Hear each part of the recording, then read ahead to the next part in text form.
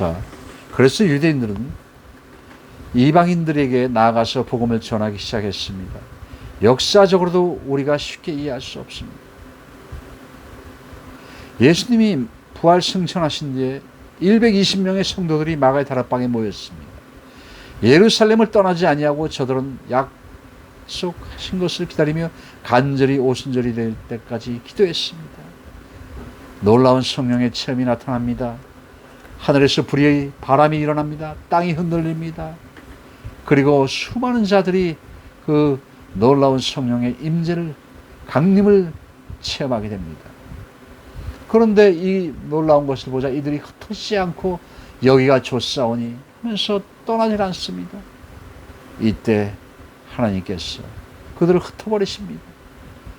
그 흩으신 방법이 스데반 집사가 돌에 맞아 순교를 하게 합니다. 그리고 그들이 다 흩어지면서 그곳을 떠나면서 이제 각곳 세계 곳곳으로 복음을 증거하기 시작한데 아시아 근교로부터 시작이 되는 것이죠. 유대, 사마리아, 다메섹, 안디옥으로 흩어지기 시작합니다.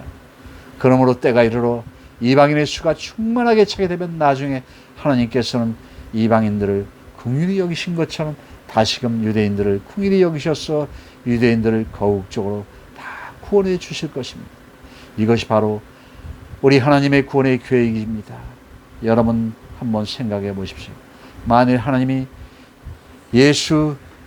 당시의 유대인들의 예수님을 다 믿었다면 어떻게 되었을까요? 다 어떻게 되었을까요? 그렇게 되면 복음은 전 세계를 향하여 갈 수가 없습니다. 복음은 지금도 여전히 이스라엘에서만 머물고 있을 것입니다. 우리가 이것을 통하여서 정말로 많은 것을 깨달아야 할 것이 있다면 어찌 보면 한편으로 예수께서 십자가에 달리지 아니하셨다면 우리에게는 복음이 있을 수가 없다라는 거예요. 우리가 이것을 생각할 때 정말 하나님에게 감사와 영광과 모든 것을 다 올려드려야 되는 겁니다. 이것을 생각하면서 우리가 오늘 본문의 말씀을 통하여서 주신 이 말씀을 마지막으로 우리가 다시 한번 나눌 때 여러분의 귀한 은혜가 우리 가운데 있기를 간절히 바라면서요. 마지막으로 오늘 이 말씀을 다시 한번 요약해서 오래인지하면요. 사도 바울이 어떤 이들이 이렇게 비방하여 우리가 이런 말을 한다고 하니, 자, 지금까지 한 내용의 비방을 갖다가 이런 말을 한다고 하니 많은 사람들이 이렇게 얘기를 하더라는 얘기예요. 그러므로 너희가 정죄받을 것이 분명하다. 너희가 이런 거짓말을 함으로 인해서 너희는 정죄를 받을 것이다. 오늘 참 본문이 어렵습니다. 간략하게 정리하면 유대인들의 잘못 때문이었습니다. 그리고 그들의 잘못이 무엇입니까? 자기들의 죄를 인정하지 않았던 겁니다. 회개하지 아니하고 끝까지 고집을 피우고 궤변을 넣어놓고 자기들의 논리를 펴니다. 그리고 죄를 정당화시켰습니다. 이것이 그들의 잘못이라는 겁니다. 오늘날 우리가 교회 내에서 이와 같은 일이 똑같이 일어나고 있습니다. 복음과는 달리 교회 내 건축, 교회 내 선교, 부재 봉사, 이런 물질적인 것들을 가지고서 그들이 악의를 갖고 교회가 갈라지고 그리고 교단이 파괴되고 너무나도 수많은 일들이 우리 가운데 일어나고 있습니다.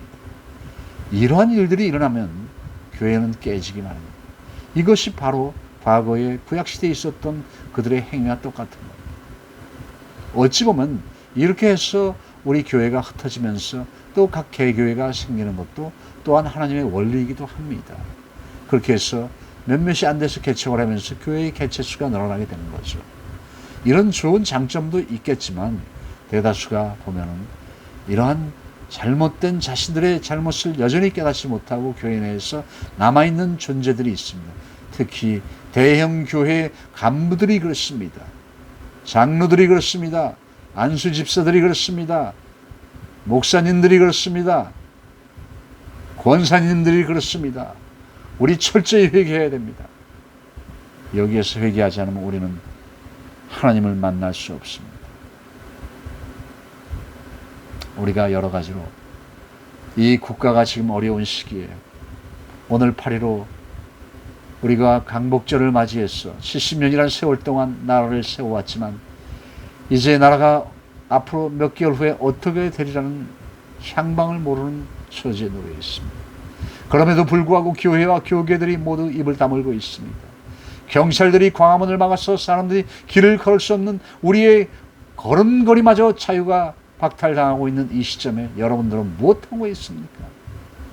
저 역시도 지금 이 안에서 설교를 하고 있지만 너무나도 고통스럽고 그들이 유튜버로서 항변을 하고 있지만 단 몇 명도 모이지를 못하게 하고 있는 이 한심스러운 조국의 이 상태를 살피면서 끝까지 여러분들이 좌편양성에 서서 여러분들이 나라를 위하여서 나갈 것입니까? 그러면 이 나라는 몇 년 내에 붕괴되고 맙니다.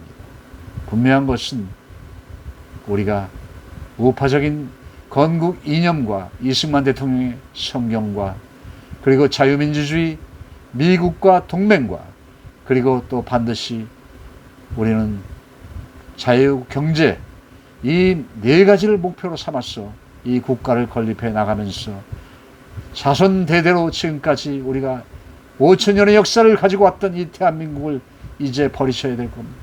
공산화가 되어야 여러분들이 속이 시원하겠습니까? 왜 여러분들이 이런 말씀을 듣기 싫어합니까? 내 교회가 안정하다고요? 교회가 안정하기 때문에 여러분들이 예배를 지금 드리고 있습니까? 좀 더 사실을 간파하시고 좀 더 많은 얘기에 귀를 기울이시고 하나님께 기도하셔서 왜 우리가 지금 여기에서 이 권 목사가 열변을 토하는 이 말씀 속에 이러고 이 말을 들어야 되는가에 대해서 한 번쯤 기도해 보십시오.